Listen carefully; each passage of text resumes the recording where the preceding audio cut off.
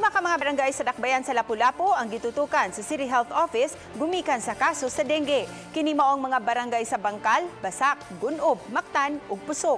Hinuon gipadayag ni Dr. Agnes Cecil Realisa, ang City Health Officer, nga dili pa alarming ang kaso sa dengue sa syudad.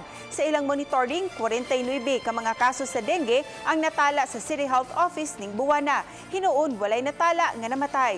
Subsub ang kampanya sa maong buhatan ngadto sa kabarangayan pagpahimangno sa mga peligro sa dengue.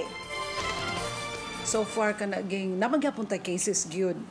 O nam gyud cases sa dengue pero dili wa gyud yung naabot gyud sa kanang murag gitaw gyud kanang epidemic side bitaw. Pero naa gyud ang cases kay ang Lapu-lapu endemic man gyud kanang dengue gyud. Namon gyud mi report gyud ba for dengue cases. So kanaging among gibuhat ani I have talked this out with some of the barangay captains.